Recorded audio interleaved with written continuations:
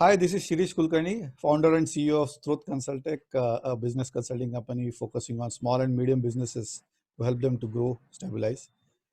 In this platform called as Hatke, we're talking to various business tycoons, individuals, leadership in various institutions, individuals who contributed not only for various institutions but to our nation as such. And we have a great privilege to have Mr. Girish Bapat. Girishji नमस्कार करतो. नमस्ते. नमस्ते. धन्यवाद. कुठल्या शब्दात म्हणू पण thank you for taking time in this forum. Just to break the ice, I would ask, गिरीजींना विचारतो मी की तुमच्या चेहऱ्यावरती जी शांतता आहे आणि एक करारी नजर आहे, तर याचं गम्य काय आहे? म्हणजे याच्या मागं बरंच काही घडत आहे का? This is how you look at the situation. शांतता चेहऱ्यावरती दिसत असेल त्याचं मुख्य कारण आतमध्ये शांतता आहे. आणि आतमध्ये शांतता असायचं कारण असं की जे आपण मिळवलेलं आहे त्याच्याबद्दल समाधानी असलं पाहिजे आणि जे अजून मिळवायचं आहे त्याच्याबद्दल असंतोषपणा असायला पाहिजे. असंतोष असल्याशिवाय तुम्ही काही श्रेय मिळवू शकत नाही. असंतोष हा श्रेयो मूलम असं म्हणतात. किंवा श्री सुद्धा, संपत्ती सुद्धा असंतोष असल्याशिवाय मिळवता येत. तर मला कायमच जे काही आपण आजपर्यंत मिळवलेलं आहे, साधलेलं आहे, त्याचं समाधान असतं आणि त्याच्यावरती ती शांतता दिसत असेल चेहऱ्यावरती. आणि खूप आहे आणि त्याच्यासाठी आपली सगळी शक्ती अजून आपल्याला पणाला लावायची असाही विचार असल्यामुळे चेहऱ्यावरती तुम्ही ज्याला करारीपणा म्हणता तसाही कदाचित दिसत असेल. क्या बात आहे. म्हणजे थोडक्यात anybody who is at the helm position has to have that aspiration always to do more and more. पुढे जाण्याची एक कायम जे इंधन लागतं आपल्याला ते असण्याची गरज आहे. आणि तरी सुद्धा आत्ता जे मिळवलं त्याच्याबद्दल एक हॅपीनेस, एक शांतता, एक समाधान. I think that's really great. आता हे जे हटके आपण विचार करतोय, HATKE, H for health, A for attitude, T for technology, K for knowledge and E for engagement. I think याच्यातलं जर आपण बघितलं तर तुम्ही एवढा प्रदीर्घ जो काही तुमचा एज्युकेशनशी असोसिएशन आहे, ज्ञानप्रबोधिनीशी स्थापनापासून जे जवळीक आहे, तर हे कसं मॅप कराल तुम्ही आत्ताच्या सिच्युएशनमध्ये वेगवेगळ्या डायमेन्शनमध्ये? तर मी स्वतःसाठी, माझ्या सहकार्यांसाठी आणि विद्यार्थ्यांसाठी ज्या पद्धतीने विचार करत असतो आणि बोलत असतो तसं सांगतो. ओके. त्यातलं हेल्थ, आरोग्य, आरोग्यापेक्षा स्वास्थ्य हा शब्द अधिक चांगला वाटतो मला. राईट. स्वस्थ, स्वतःमध्ये आपण स्थिर असतो. स्वास्थ्यासाठी युक्ताहार विहार हे सूत्र आम्ही पाळत असतो, सांगत असतो, सगळ्यांना विद्यार्थ्यांना शिकवायचा प्रयत्न करत असतो की युक्ताहार विहार जर का असेल त्याच्यामध्ये जागर राहणे आणि झोपण्याचा काळ सुद्धा युक्त असेल, म्हणजे आवश्यक तेवढाच असेल, आणि तुमची सगळी जे काही कामं असतील चालू ती सुद्धा मोजून मापून तुमचे जर का चालू असतील तर स्वास्थ्य राहतं, मानसिकही स्वास्थ्य राहतं आणि ते शारीरिक स्वास्थ्यामध्ये प्रतिबिंबित होत असतं. दुसरा प्रश्न तुम्ही ॲटिट्यूडचा म्हणालात, तर पॉझिटिव्ह ॲटिट्यूड हा सुद्धा थोडासा अपुरा शब्द आहे असं असेल. डायनॅमिक ॲटिट्यूड अशी असायला पाहिजे. ओके. आणि डायनॅमिक ॲटिट्यूड म्हणजे मी जसं म्हटलं की झालेल्याबद्दल समाधान आहे, पण I am not satisfied till I have done some significant contribution, असा स्वतः विचार करत राहायला पाहिजे. I will not sit still till I have reached excellence in my work. Okay. असाही विचार करायला पाहिजे. And I should try to do something novel all the time, असंही सतत म्हणायला पाहिजे. ह्या तीन जर का गोष्टी तुमच्या डोळ्यासमोर असेल, एक्सलन्स, सिग्निफिकन्स आणि नॉव्हेल्टी का असेल, तर तुमची ॲटिट्यूड ही आपोआपच डायनॅमिक होत जाते. त्याच्यामध्ये आणखीन एक भाग असतो की परिस्थिती बदलत असते, त्याला रिस्पॉन्ड तर तुम्ही करायला लागतो, प्रतिसाद द्यायला लागतो. पण रिस्पॉन्स देत असताना परिस्थिती तुमच्यावर स्वार होऊ द्यायची नाही, तर तुम्ही परिस्थितीवर स्वार व्हायचंय राईट. आणि तुम्ही परिस्थिती आपल्याला पाहिजे तशी बदलायचा प्रयत्न करायचा आहे. असं जर का असेल तर ती डायनॅमिक ॲटिट्यूड येते आणि ते करत असताना accept or do all adjustments in details, हा. stand firm on essentials, असा विचार केला तर ही पॉझिटिव्ह अँड डायनॅमिक ॲटिट्यूड हे आपल्या कामामध्ये येतं असं मला वाटतं. Okay, wonderful. पुढे बोलू काय काही मध्ये बोलायचं तुम्हाला आता? नाही नाही नाही, सुद्धा. मग तिसरा शब्द जो होता टेक्नॉलॉजीचा, मला स्वतःला माझ्या सहकाऱ्यांना बऱ्याच वेळा रोखावं लागतं, कारण विज्ञान आणि तंत्रज्ञान यात आधुनिकातलं आधुनिक असलं पाहिजे असं आम्ही शिकवतो. पण त्यामुळे लेटेस्ट टेक्नॉलॉजी प्रत्येक वेळी आपल्याकडे आलीच पाहिजे आणि वापरलीच पाहिजे असा हट्ट धरायचं कारण नाही. लेटेस्ट टेक्नॉलॉजीपेक्षा अप्रोप्रिएट टेक्नॉलॉजी याचा तुम्ही पाहिजे. मग लेटेस्ट वापरायची असेल तर ती वापरूया, if it is appropriate for the work, if it is appropriate for the objective which you have to achieve. पण केवळ नवीन आहे म्हणून आता आपण हे वापरूया असं न करता ती अप्रोप्रिएट टेक्नॉलॉजीचा आपण कायम आग्रह धरला पाहिजे आणि त्याचा वापर केला पाहिजे असं मला वाटतं. नॉलेजच्या बाबतीमध्ये अपडेटेड तर असायलाच लागतं तुम्हाला. You have to know what are the frontiers of knowledge. पण त्याच्याबरोबर जे काही तुम्हाला ज्ञान मिळालेलं आहे ते इंटिग्रेट करण्याचा तुम्ही सतत प्रयत्न करत राहिला पाहिजे. फक्त कुठल्या तरी 2-4 विषयांमधलं स्पेशलाइज नॉलेज असं असून चालत नाही. ते इंटिग्रेट करता आलं पाहिजे, तर त्या नॉलेजचं विस्डम मध्ये रूपांतर होतं. त्यामुळे माझ्याकडे काय काय आहे, नवीन काय मिळतंय, नॉलेज काय तयार होतंय, मी सुद्धा नवीन तयार केलं पाहिजे, पण ते इंटिग्रेट करत राहिला पाहिजे कायम. आणि त्याच्यामुळे तुम्हाला एक्सटेन्शन आणि इंटेन्सिव्ह किंवा एक्सटेन्सिव्ह आणि इंटेन्सिव्ह असं दोन्ही पद्धतीने दोन्ही डायमेन्शनवरती नॉलेजच्या क्षेत्रामध्ये तुम्हाला काम करावं लागतं असं मला वाटतं. आणि शेवटचं तुमचं अक्षर होतं एंगेजमेंट. एंगेजमेंट. आता मी त्याचा अर्थ असा घेतो की माणसांना काम करायचं असतं मग कायम मी काय करतोय ते इतरांना सांगावं असं वाटतं. तू काय करतोयस अशी चौकशी करत राहावीशी वाटते. त्यामुळे आपल्या सहकाऱ्यांबरोबर सतत डायलॉग चालू असला पाहिजे. म्हटलं निम्म्यापेक्षा जास्ती वेळ लोकांशी बोलण्यामध्ये जातो. इंडिव्हिज्युअली बोलण्यात जातो, गटागटांमध्ये बोलण्यात जातो. म्हणजे 40 तरी सहकारी माझे असे आहेत की ज्यांच्याशी मी एकदा आठवड्यातून एकदा किंवा 15 दिवसातून एकदा किंवा महिन्यातून एकदा बोलत असतो. आणि या सगळ्या डायलॉग मधनं जसं मुंग्यांची रांग सतत एकमेकांशी कॉन्टॅक्ट करत असते, कम्युनिकेट, त्यांची ती दिशा सगळी निश्चित राहते. तसं संघटनेचं काम चालायचं असेल तर असं एंगेजमेंट लागतं. आणि संघटनेला समाजात काम करायचं असेल तर समाजातल्याही अनेक लोकांशी अशा पद्धतीची एंगेजमेंट आणि डायलॉग असं चालू असायला पाहिजे असं वाटतं. मी त्या एंगेजमेंटचा अर्थ डायलॉग असा घेतला म्हणून पद्धतीने बोलतो. असं या पद्धतीने मी मांडलं मला जे वाटतं. एक्सलंट. आय थिंक हे जर आपण मॅप केलं बिझनेस वर्ल्डमध्ये किंवा any organisation for that matter, so health in the form of ते not only health of the individual but of the organisation, attitude being positive, not only positive but looking at aggression in the form of dynamism to always gain more and more, better and better. Technology again त्याचा अतिरेक व्हायला नको, appropriate असायला पाहिजे. Knowledge असायला पाहिजे, त्याचं integration करून त्याचं रूपांतर नॉलेजचं इन्फॉर्मेशन आणि इन्फॉर्मेशनचा इनपुट घेऊन त्याच्यातले बिझनेस इन्साइट्स किंवा नॉलेज इन्साइट्स.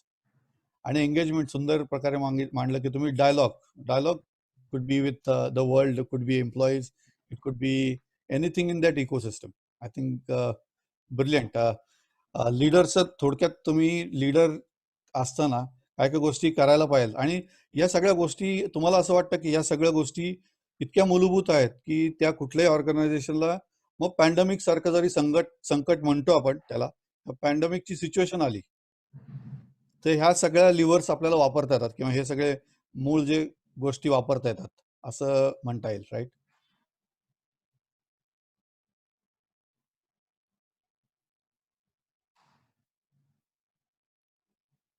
लिडरशिप फंक्शन्स बद्दल जास्ती बोललं पाहिजे असं मला वाटतं, लिडरशिप क्वालिटीज बद्दल. राईट. कारण फंक्शन्स करता करता क्वालिटीज डेव्हलप होतात. हा.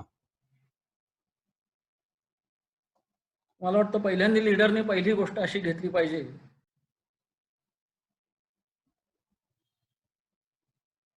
काही होऊ दे ऑर्गनायझेशन मध्ये, त्याची अंतिम जबाबदारी माझी आहे हा स्टँड त्यांनी कायम घ्यायला पाहिजे. आणि विशेषतः चुकीच्या गोष्टी घडत असतील किंवा चुका होत असतील, काहीतरी काम राहून जात असेल हो. तर काम बाकीचे करतात पण जबाबदारी माझी आहे अशी लीडरला भूमिका असायला पाहिजे असं वाटतं. ओके. मग हे काम करत असताना आपला गट असेल किंवा संघटना असेल, त्याची उद्दिष्ट हरवून जाणार नाहीत. कामाच्या धुंदीमध्ये, त्या घाईमध्ये किंवा बाहेरच्या परिस्थितीमधल्या बदलांमुळे आणि त्या उद्दिष्टांची जपणूक करणं हे नेत्यांनी सतत करत राहायला पाहिजे असं वाटतं. आणि मग त्या उद्दिष्टांच्या दिशेने सरळ रस्त्याने किंवा वळणावळणाच्या रस्त्याने पण उद्दिष्टांच्या दिशेने कामाची सतत प्रगती होतीये असं पाहिला पाहिजे आणि ते होतंय हे आपल्या सहकार्यांना दिसलंही पाहिजे, त्यांना ते कळेल अशी व्यवस्थाही त्यांनी करायला पाहिजे असं वाटतं. हा एक भाग आहे मला वाटतं लीडरच्या कामाचा.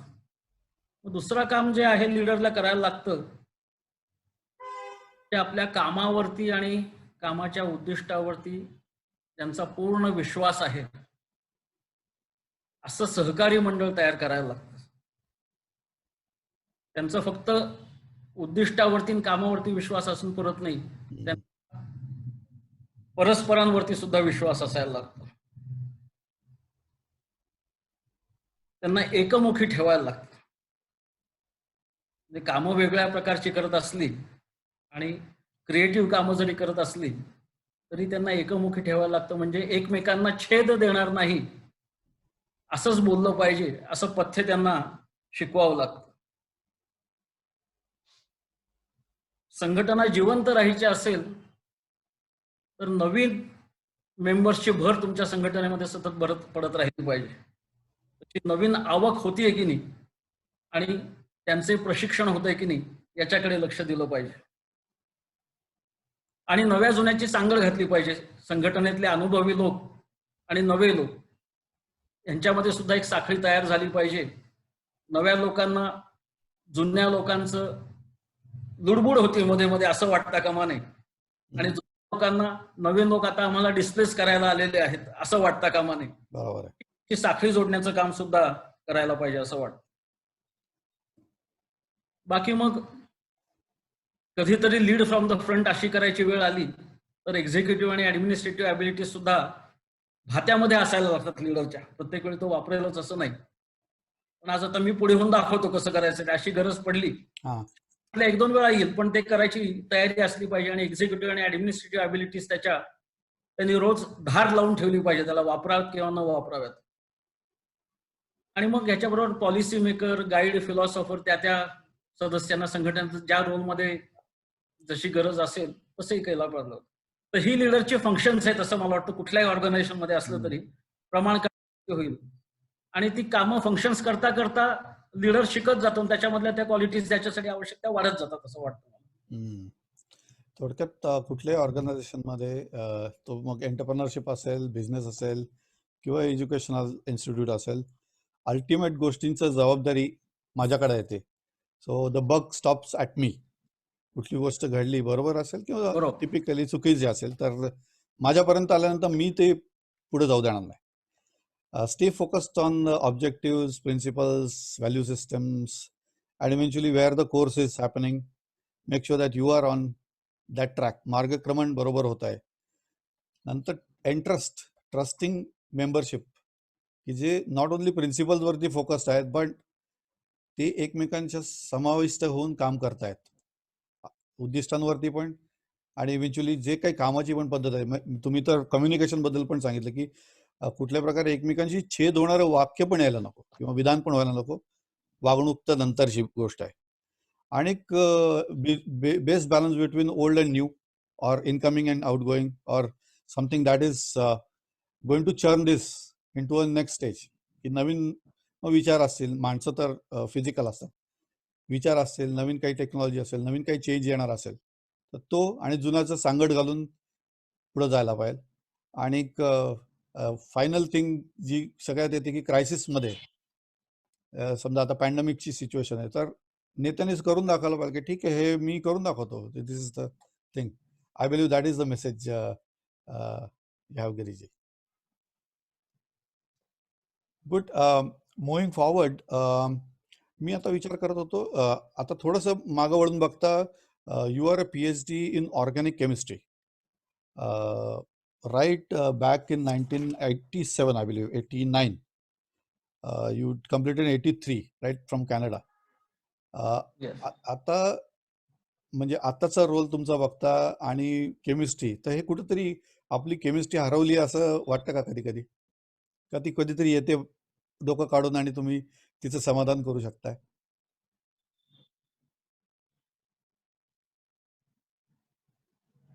हरवली असं नाही म्हणता येत, पण वापरावी लागत नाही. ओके. चुकून एक दोनदा वापरायला लागली होती. म्हणजे आमच्या इथे ज्ञानप्रवीणचा ग्रामविकसन विभाग आहे.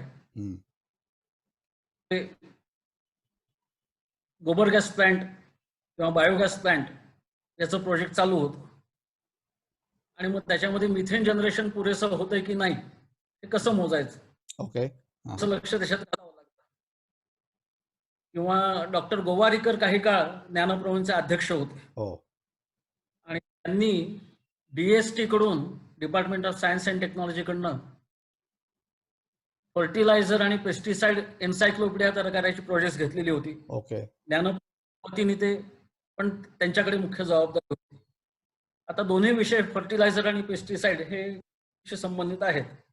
तर तिथे मग त्यांच्या काही एंट्रीज होत्या, तर ते म्हणाले की काही अक्षरांच्या एनच्या एंट्रीज तुम्ही तपासून द्याल का, असं काही तपासून देण्याचं काम ते त्यावेळी केलेलं होतं. आणि त्यावेळी आठवते सगळी केमिस्ट्री, एवढं लक्षात आलं माझ्या, पण वापरावी लागत नाही. Right right. ऍक्च्युली कसं असतं, म्हणजे मी जेवढं बघितलंय, इंजिनिअरिंगचे सगळेच principles, for example me engineer असल्यामुळे सगळेच प्रिन्सिपल वापरता येत नाही, पण ते जे मनाची अनालिटिक ॲबिलिटी असते, I think that is something that helps from the basic principles. Taking it further, मला अगदी असं बरोबर. मी केमिस्ट्रीतनं काय शिकलो तुम्हाला सांगतो. Please please. हां. पुढच्या सगळ्या कामामध्ये ऑर्गॅनिक केमिस्ट्रीमध्ये कुठली नवीन रिॲक्शन केल्यानंतर त्याच्यातनं काय प्रॉडक्ट्स मिळतील काय हे सांगता येत नाही. आणि बहुतेक वेळा त्या रिॲक्शनच्या सगळ्या कंडिशन्स नेमक्या सापडेपर्यंत तुम्ही जे काही रिॲक्शन करता हां. त्यामध्ये दिसतं ते फायनल प्रॉडक्ट फक्त टार दिसतं, डांबर झाल्यासारखं वाटतं.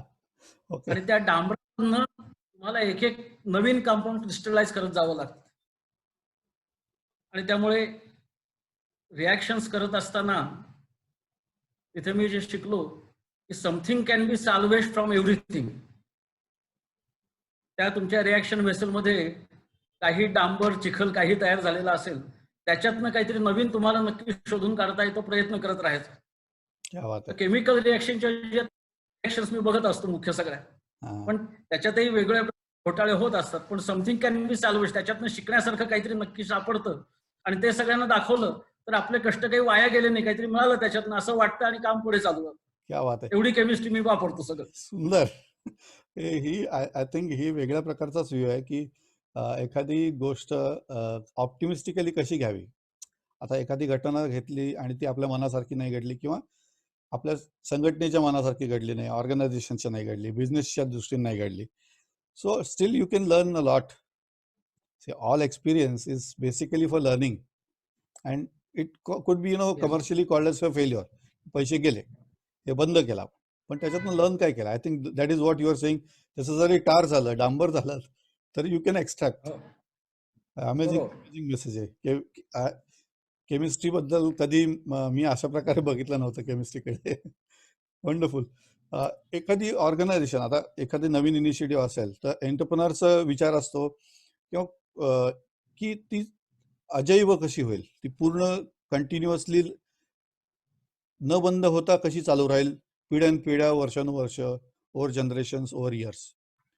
तर त्या बाबतीत तुमच्या दृष्टीने संघटनेचे मूळ काय असावेत, तत्व काय असावेत की ज्याने ती self sustaining, self organizing, self filling, self growing, self balancing अशी होईल? माझ्या पुरतं मी खरं असं हे केलं की लिडरशिप ट्रेनिंग मध्ये पहिली गोष्ट करायला लागेल ती एंटरप्रेन्योरशिप ट्रेनिंग करायला लागेल. क्या बात आहे. Others you have to lead yourself. You have to bring together all your energies and skills and knowledge, and use that to perform the task or meet the challenge which you have chosen. Okay. Every enterprise entrepreneur is a leader at least of himself, of all his energy. आणि ते करत असताना मग लीडरला काय काय करावं लागतं, तर त्याला रिस्क घ्यावी लागते, जोखीम पत्करावी लागते. जोखीम पत्कर आपल्याला ह्याच्यातनं बाहेर पडायचंय हे लक्षात ठेवायला लागतं. ते करत असताना मीच एकटा लढीन असं म्हणता ज्या ज्या गोष्टीचं सहाय्य घेता येईल, मदत घेता येईल, ती मदतही त्यांनी घ्यायची असते. आणि कायम चॅलेंजेस नवीन नवीन शोधत राहायला लागतात. त्यामुळे शिक्षणाची पद्धतच मी अशी म्हणेन, लीडरशिप ट्रेनिंग असेल किंवा एंटरप्रेन्योरशिप डेव्हलपमेंट असेल त्याच्यामध्ये, की you get exposed to new and different situations first.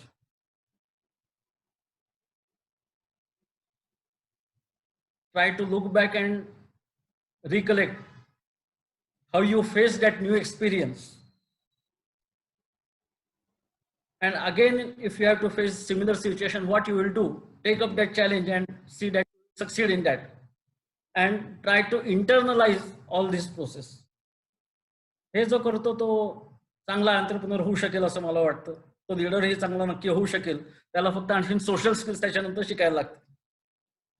Wonderful, wonderful. I think एखाद्या इंडिव्हिज्युअलनी थोडक्यात कुठली उडी मारताना, ती शैक्षणिक उडी असेल किंवा व्यवसायातली उडी असेल, risk, calculated risk, looking at what you are doing, eventually look at it and take it up.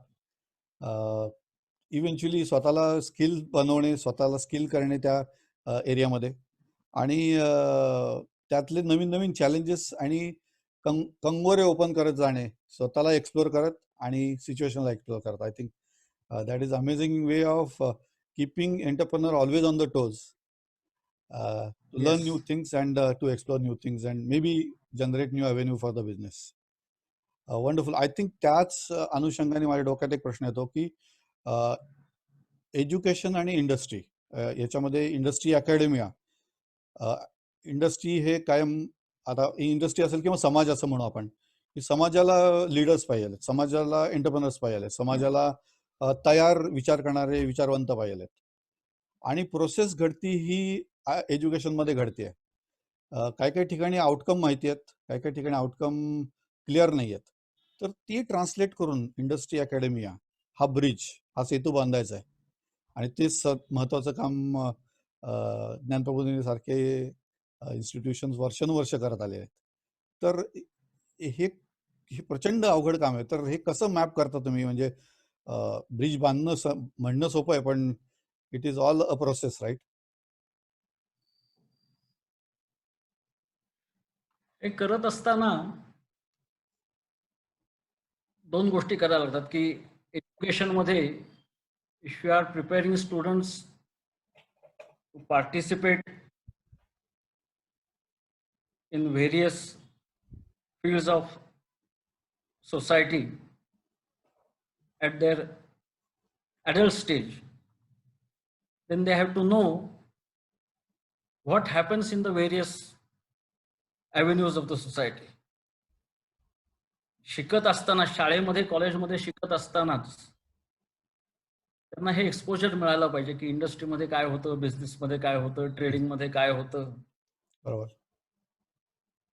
शक्य असेल म्हणजे ज्ञानप्रबोधिनीची काही स्मॉल स्केल युनिट्स होती, तेव्हा त्या इंडस्ट्रीमध्ये तिथे जाऊन विद्यार्थ्यांनी कामं करावीत, प्रोजेक्ट्स करावीत, क्वालिटी कंट्रोल डिपार्टमेंटमध्ये काम करावं, क्वालिटी मॅनेजमेंटमधले काहीतरी छोटासा प्रॉब्लेम घ्यावा, R&D मध्ये एखादं काम करावं.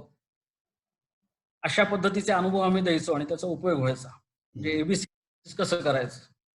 मुलं शिकू शकतात 8वी-9वी मध्ये जर का त्यांना तशा पद्धतीचा प्रॉब्लेम दिला तर. आणि आपल्याला इंडस्ट्रीमध्ये अशाच प्रकारची कामं करायची आहेत असं लक्षात आलं तर त्यांना बाकी मग शाळेमध्ये जे काही गणित, फिजिक्स, केमिस्ट्री, सोशल स्टडीज जे शिकतात ते त्याच्याशी त्यांना रिलेट करता येत. आणि दुसरी गोष्ट म्हणजे इंडस्ट्रीमधल्या वेगळ्या प्रकारचे अनुभव घेणाऱ्या लोकांनी येऊन विद्यार्थ्यांशी बोललं, राईट, आपल्या अनुभव सांगितले, शेअरिंग केलं विद्यार्थ्यांशी. त्याच्यातनं विद्यार्थ्यांना मोटिवेशन त्याच्यातनं निर्माण होतं की आपण हे असं करू शकतो आणि करावं. तर असे अनेक जण विद्यार्थ्यांशी येऊन बोलतील असं आम्ही पाहतो. शक्य होईल तिथे विद्यार्थी तिथे जाऊन त्यांच्याबरोबर काहीतरी काम करतील. लुडबुड असेल, छोटे तास 2 तास काम करतील, आठवडाभर काम करतील. पण त्याही कामाचा आणि त्या वातावरणाचा अनुभव घेतल्याचा उपयोग होतो. आणि असा इंडस्ट्री आणि एज्युकेशन, रुरल डेव्हलपमेंट आणि एज्युकेशन, आता आमचं दीनानाथ मंगेशकर हॉस्पिटल आहे. ज्ञानप्रवीणचे डॉक्टर चालवतात माझे विद्यार्थी. तर मग दरवर्षी काही विद्यार्थ्यांची प्रोजेक्ट हे दीनानाथ हॉस्पिटलशी संबंधित असतात आणि ते हॉस्पिटल सिस्टीम पाहतात ते तिथे जाऊन. आणि असं प्रत्येक क्षेत्रामध्ये होऊ शकतं आणि त्याचा उपयोग होतो. म्हणजे आता अंडर ग्रॅज्युएट विद्यार्थी आमच्या इथे UPSCच्या ट्रेनिंगसाठी येतात. तर त्यांच्या ट्रेनिंगचा भाग म्हणून एक तालुका स्तराचा दौरा, एक जिल्हा स्तराचा दौरा, एक दुसऱ्या राज्याचा दौरा आणि त्या स्तराचे अधिकारी कसं काम करतात ते पाहतात. अगदी ग्रामसभा कशी चालते हे प्रत्यक्ष अनुभव घेतात आणि हे रिअल लाईफ सिच्युएशनचा अनुभव त्यांनी घेणं, शक्य झालं तर ते घडवण्यामध्ये भाग घेणं किंवा ते अगदी जवळून पाहणं, असं सगळ्या क्षेत्रांमध्ये करता येतं. आणि इंडस्ट्रीमध्ये सुद्धा जिथे जिथे असं करता येईल तसं करायचा प्रयत्न केला पाहिजे. काही इंडस्ट्रीजना हे समजतं आणि ते जाणीवपूर्वक ज्ञानप्रवीणचे विद्यार्थी येणार आहेत का, येऊ दे आमच्या इथे असं म्हणतात आणि आनंदाने विद्यार्थ्यांशी बोलायला येतात. तर असा हा जितक्या लवकर लहान वयापासून विद्यार्थ्यांचा संबंध येईल त्या त्या क्षेत्राशी, तितकं त्या क्षेत्रात त्यांना हे इंटरेस्ट तयार होतो आणि आपलं शिकायचंय ते याच्यासाठी शिकायचंय हे त्यांच्या मनामध्ये तयार होत जातं.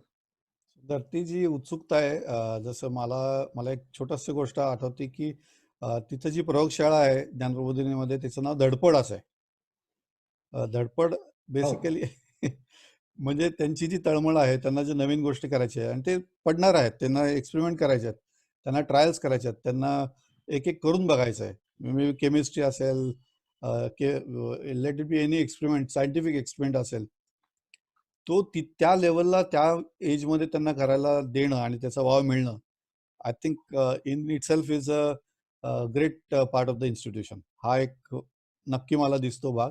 दुसरं मला दिसतं की अल्युमिनी जे आहेत, जे पासआउट होऊन वेगवेगळ्या क्षेत्रामध्ये पुढे गेलेले आहेत, त्यांचं गिव्ह बॅक करण्याचे जे स्पेशल प्रोजेक्ट्स ग्रुप, याची जी उदाहरणं आहेत आणि त्यांच्यात आता नवीन विचार होऊन त्याच्यामधनं प्रोजेक्ट्स निर्माण होऊन ती मॅप होऊन आपण नवीन, म्हणजे बेसिकली हे ज्ञान जे बाहेरचं आहे ते आपल्याला आधी रूट पर्यंत पोहोचवायचं की अरे इथं जायचं आपल्याला, हे करायला शिकायला पाहिजे. आणि I think what you are saying is that स्वतःच्या हाताने तुम्ही जेव्हा कराल त्याच्यापेक्षा चांगलं काहीच नाही.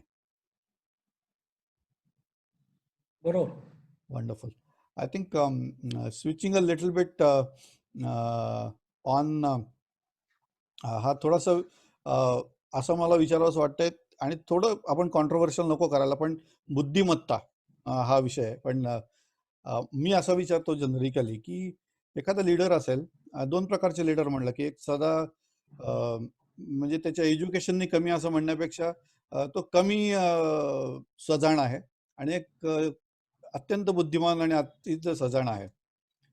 तर याचं सेग्रिगेशन आणि त्याच्यापासून त्याच्या मुळावरती घेऊन आपण पुढे जाऊन त्यांनी कुठला बिझनेस करावा किंवा तो सक्सेसफुल होईल किंवा नाही होईल, अशी काही विचारसरणी आपण आधीच करावी, नंतर करावी का? मग बुद्धिमत्तेचं महत्व काय, असं मला थोडंसं विचारायचं वाटतं. थोडा जनरिक क्वेश्चन आहे. बुद्धिमत्तेचं महत्व आहे असं मला वाटतं. आणि ज्याला लिडरशिप करायची आहे, म्हणजे लिडरशिप म्हणजे गटाला उद्दिष्टाकडे घेऊन जाणे बरोबर. ही प्रोसेस. त्यामुळे गटाला एकत्र ठेवणं याच्यासाठी बुद्धिमत्ता लागते. उद्दिष्ट काय असते हे ठरवण्यासाठी बुद्धिमत्ता लागते आणि गटाला उद्दिष्टाकडे कसं घेऊन जायचं हे ठरवणं ते करणं याच्यासाठी बुद्धिमत्ता लागते. आता बुद्धिमत्ता म्हणजे बहुतेक वेळा होतं काय की लोक त्याला अकॅडमिक इंटेलिजन्स समजतात.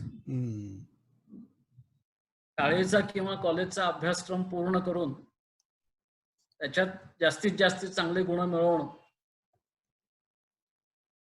याच्यासाठी बुद्धिमत्ता लागते. पण ते एक प्रकारचं काम आहे आणि त्याला मी अकॅडमिक इंटेलिजन्स म्हणतो. तर तेवढीच बुद्धिमत्ता काही नेतृत्वासाठी पुरत नाही. नेतृत्वासाठी तुम्हाला डिसिजन मेकिंग करावं लागतं आणि डिसिजन मेकिंगसाठी वेगळ्या प्रकारचा बुद्धिमत्तेचा पैलू लागतो वापरायला. प्लॅनिंग करावं लागतं. ते प्लॅनिंग म्हणजे सिंथेसायझिंग आहे. अनेक फॅक्टर सगळे एकत्र आणून त्याचं सिक्वेन्स लावणं, काय कधी करायचं. प्लॅनिंगसाठी बुद्धिमत्ता लागते ती वेगळ्या प्रकारची आहे. फोरकास्टिंग करावं लागतं. व्हिजन तर ही खूप पण फोरकास्टिंग करायला लागेल की आपण असं असं केलं तर काय होऊ शकेल आणि त्यातलं आपल्याला काय हवं काय नकोय हे व्हिज्युअलाइज करावं लागतं. फोरकास्टिंग करावं लागतं. त्याला बुद्धिमत्ता लागते. Communication, social intelligence. मी आता बोलल्याचा उपयोग होईल का न बोलल्याचा उपयोग होईल. आता मी शाबासकी दिल्याचा उपयोग होईल का थोडंसं रागवायला पाहिजे, काय केलं पाहिजे. कम्युनिकेशन कसं करायचं याला बुद्धिमत्ता लागते. इम्प्लिमेंटिंगला वेगळ्या प्रकारची बुद्धिमत्ता लागते. कारण ट्रबल शूटिंग त्याच्यामध्ये करायला लागतं. ऐन वेळी तिथे लगेच तुम्हाला सुचावं लागतं काहीतरी. आणि आहे त्या परिस्थितीनं संधी शोधणं एखादी की आता मी काय इथे करू शकीन यालाही बुद्धिमत्ता लागते. आणि हे सगळं नेत्याकडे असेल तर तो चांगलं नेतृत्व करू शकेल. त्यामुळे नेत्याला चांगली बुद्धिमत्ता लागतेच. आता नेत्यांचे मी दोन प्रकार करतो. एक सुनेतृत्व करणारे किंवा चांगलं नेतृत्व करणारे आणि एक गैरनेतृत्व करणारे. त्यांना बुद्धिमत्तेच्या बरोबर सुनेतृत्व करायचं असेल तर व्हॅल्यूज सुद्धा लागतात, मूल्य सुद्धा असायला लागतात. नेतृत्व करतो त्याचं मूल्य म्हणजे स्वार्थ हेच मूल्य असतं खरं. आणि स्वार्थाच्या शिवाय आणखीन काही मूल्य आहेत तो चांगलं नेतृत्व करू शकतो. त्यामुळे नेत्यासाठी बुद्धिमत्ता तर लागते, वेगळ्या प्रकारची लागते अकॅडमिक इंटेलिजन्स शिवाय, पण त्याच्यावर मूल्य सुद्धा असायला लागतात असं मला वाटतं. अमेझिंग. म्हणजे एखाद्या इंडिव्हिज्युअलकडं नुसतीच अकॅडमिक कॅपॅबिलिटीज असून बुद्धिमत्ता असून सफिशियंट नाही, तर व्यावहारिकपणे planning, execution, implementation, realization, going back and then eventually expansion with based on value system. I think this is a great message. Wonderful. आता थोडंसं पुढे घेऊन जाता मला असं विचारावंसं वाटतं की तुम्हाला आता हे एवढी यंत्रणा सगळी आहे तुमच्याबरोबर, एवढी मोठी एज्युकेशन इन्स्टिट्यूट तुम्ही मॅनेज करता, तर तुम्ही स्वतःला वेळ कधी देता? I mean how do you get your self, तुमच्या हॉबीज किंवा तुमचं काही स्वतःचं फोकस असेल, कारण युअर मी वाचत होतो आणि एवढी पुस्तकं तुम्ही केलेली, तेवढ्या ठिकाणी तुम्ही लेक्चर देता, तेवढं ज्ञान तुमच्याकडे आहे, तर how do you update your self किंवा तुम्ही how do you get time for your self?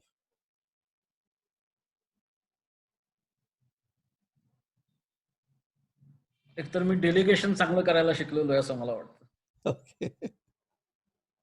म्हणजे आता ह्या करोनाची साथ सुरू झाली आणि लॉकडाऊन वगैरे सुरू झाला,